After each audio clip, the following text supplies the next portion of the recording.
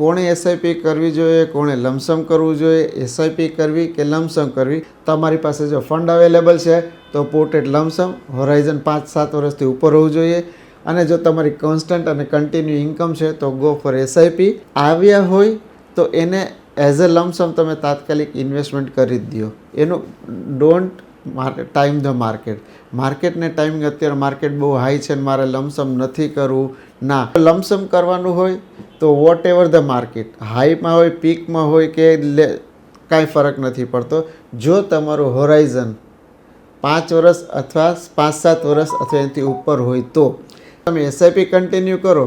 પણ તમને એમ થાય વચ્ચે વચ્ચે કે જ્યારે કાં તો માર્કેટ ખૂબ તમને ખબર જ પડી કે માર્કેટ ડાઉન છે, શેરબજાર ડાઉન છે, તમારી પાસે લમસમ પૈસા આવ્યા છે, તો જો તમે એસઆઈપીમાં લમસમ તરીકે નાખી દેશો તો પણ તમને એક સારામાં સારું વળતર મળશે. નમસ્કાર મિત્રો, ફરી આપનું સ્વાગત છે ફાઇનાન્સ વિથ ડીઆરએસમાં. હવે આ વખતે આપણે એક નવું સારું ટૉપિક લઈને આવ્યા છે અને ઘણા મને એ બાબત કોમેન્ટ પણ મળેલા છે કે એસઆઈપી કરવી કે લમસમ કરવું.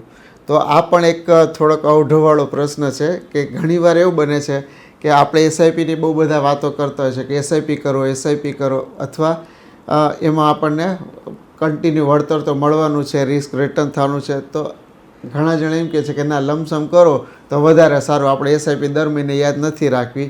તો કોણે એસઆઈપી કરવી જોઈએ, કોણે લમસમ કરવું જોઈએ, એસઆઈપી કરવી કે લમસમ કરવી, આ વિષયની આપણે આ વખતે થોડીક છણાવટ કરશું અને થોડુંક એનાલિસિસ કરશું કે જેથી ખબર પડે કે લમસમ કરાય, એસઆઈપી કરાય અને લમસમ કરવું તો કેવી રીતે ને કોના માટે ઉપયોગી લમસમ છે અને કોના માટે ઉપયોગી એસઆઈપી છે.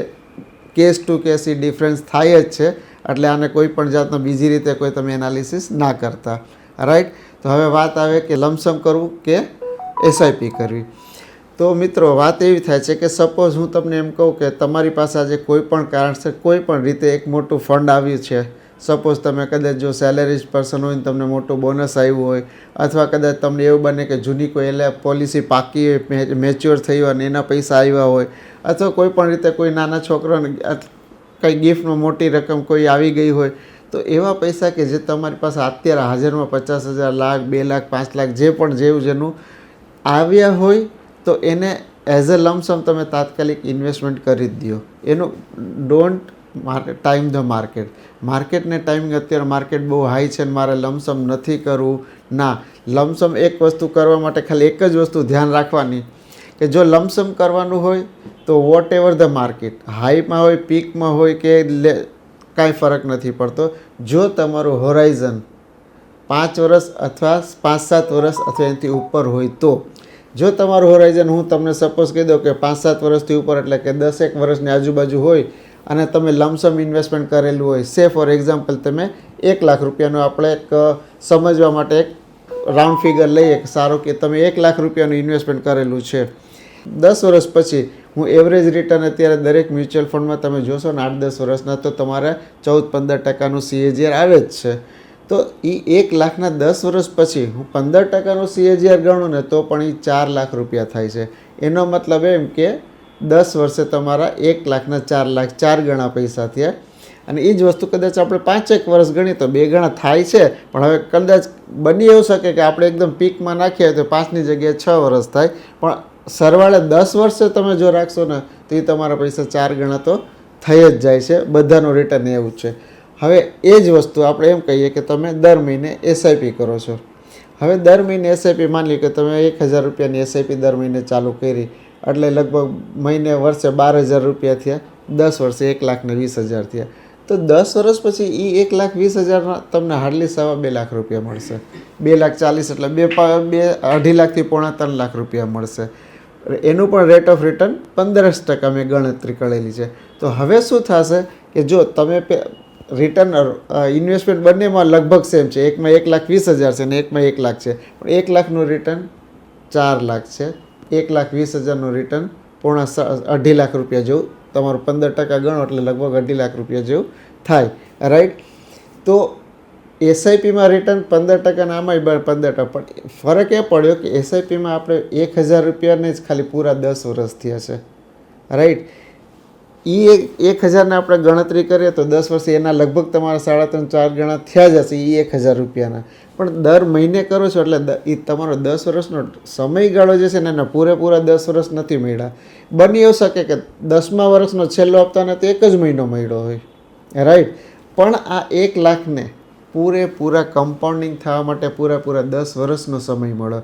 એના કારણે એની ઇફેક્ટ વધારે આવે અને આપણને પૈસા વળતર વધારે મળે.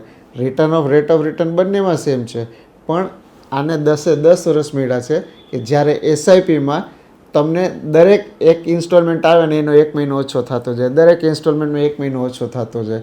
તો એના કારણે બધા પૈસાને 10 વર્ષ મળતા નથી કમ્પાઉન્ડિંગ ઇફેક્ટ થવા માટે, રાઈટ, ચક્રવૃદ્ધિ વ્યાજ માટે. એના કારણે તમારો આ રિટર્ન જે છે એ આટલો તમને ગેપ દેખાય છે. બની એવું શકે કે તમે એસઆઈપી કન્ટિન્યુ કરો પણ તમને એમ થાય વચ્ચે વચ્ચે કે જ્યારે કાં તો માર્કેટ ખૂબ તમને ખબર જ પડી કે માર્કેટ ડાઉન છે, શેરબજાર ડાઉન છે, તમારી પાસે લમસમ પૈસા આવ્યા છે, તો જો તમે એસઆઈપીમાં લમસમ તરીકે નાખી દેશો તો પણ તમને એક સારામાં સારું વળતર મળશે. શું કામ કે એ લમસમને વળી 5 કે 6 કે 7 વર્ષનો આખો પૂરો સમય પીરિયડ મળશે અને એના કમ્પાઉન્ડિંગનો પૂરો ટાઈમ મળશે. તો તમારો ઓવરઓલ એસઆઈપી પ્લસ આ લમસમનું વળતર બહુ સારું અને સરસ થઈ શકશે.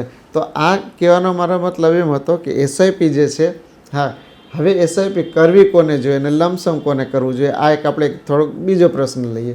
એસઆઈપી જનરલી એવા લોકો કરે કે જે સેલેરાઇડ પર્સન છે, જેને કંઈક રેગ્યુલર ઇન્કમ છે, અથવા ઘણા એવા નાના બિઝનેસમેન છે કે મોટા જેના રેગ્યુલર ઇન્કમ તો છે પણ એને રિસ્ક નથી લેવું.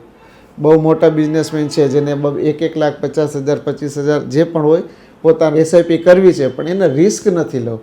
તો શું કરશે, દર મહિને પર્ટિક્યુલરલી 25,000 50,000ની એસઆઈપી કરતા રહેશે કે જેના કારણે એને માર્કેટના પ્રાઇસ મૂવમેન્ટની અસર મળે અને એનું દરેક પરચેસ જે છે માર્કેટના મૂવમેન્ટ પ્રમાણે અપ ડાઉન એને બી મળતી રહે, વેલ્યુ મળતી રહે, કે જેના કારણે શું થશે કે એની કોસ્ટિંગ જે છે એ એવરેજ આવી અને એને રિસ્ક ઓછું થઈ જશે. તો એને શું કામ એસઆઈપી કરી, જ્યારે કે એની પાસે તો પૈસા હતા જ પણ એને રિસ્ક નહોતું લેવું એટલે એણે એસઆઈપી કરી. પણ એ જ વસ્તુ કોઈકને રિસ્ક લેવું છે પણ સાથે એસઆઈપી પણ કરી છે. હવે એ જ બિઝનેસમેન જો એસઆઈપી તો કરે છે પણ સાથે સાથે વચ્ચે એને એમ થયું કે લાવ મારી પાસે 50,000 છે, લાખ છે, હું થોડુંક માર્કેટ ખૂબ ડાઉન થઈ છે તો લઈ લો, તો એને શાનદાર રિટર્ન મળશે. પણ જે સેલેરાઇડ પર્સન છે, જો એ લોકો કન્ટિન્યુ કોન્સ્ટન્ટલી રિસ્ક, એ લોકોને તો એમ થાય કે ભાઈ મારી સાથે એક પૈસા નથી, એટલે એ લોકોને તો ઓટોમેટિકલી એવરેજ આઉટ પણ થાય છે, રિસ્ક પણ એ લોકોનું નલિફાઈ થઈ જાય છે અને એને સારામાં સારું રિટર્ન મળે છે. આ થઈ 10 વર્ષની વાત.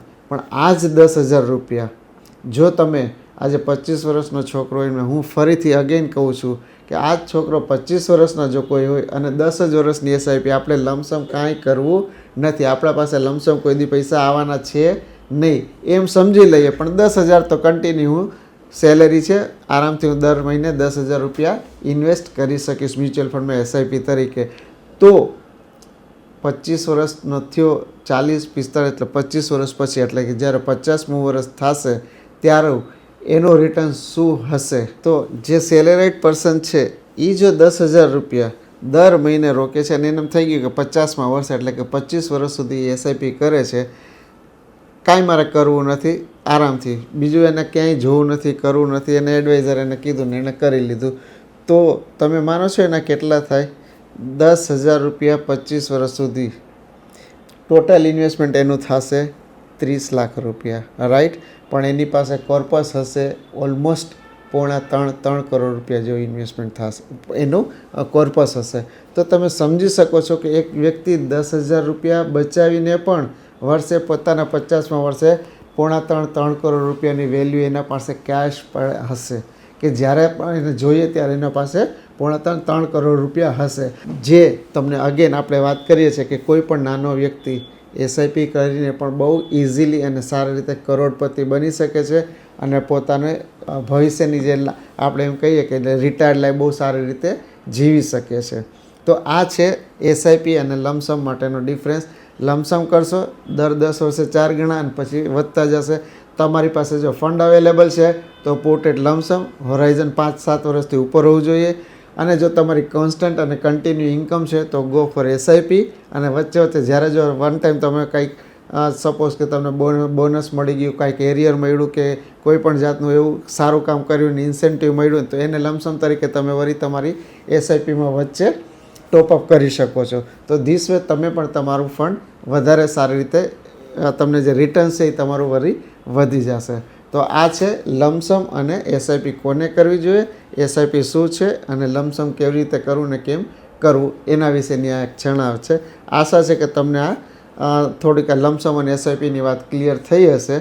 અને જો તમને સારું લાગ્યું હોય, તમારે ક્લિયર થઈ ગયું હોય, તો ડેફિનેટલી તમે તમારા રિલેટિવ્સમાં, ફ્રેન્ડ સર્કલમાં, સગા સંબંધીઓમાં બધાને શેર કરજો, સબસ્ક્રાઈબ કરવાનું કરજો. અને આવી જ રીતે મને ફરીથી કોમેન્ટ કરજો. કોઈ પણ જાતનું કોઈ ટૉપિક તમને લાગે કે કાંઈ મારે ક્લિયરિફિકેશન જોઈએ છે અથવા કંઈ જોઈએ છે, તો તમે કોમેન્ટમાં જરૂરથી કરશો. અમે એ પ્રમાણે તમને કોશિશ કરશું કે તમારે એ પણ જે વિષય છે એના ઉપર અમે કંઈક છણાવટ કરી શકીએ. વન્સ અગેન ધર્મેશ સોની, વિડીયો જોવા બદલ ખૂબ ખૂબ આભાર.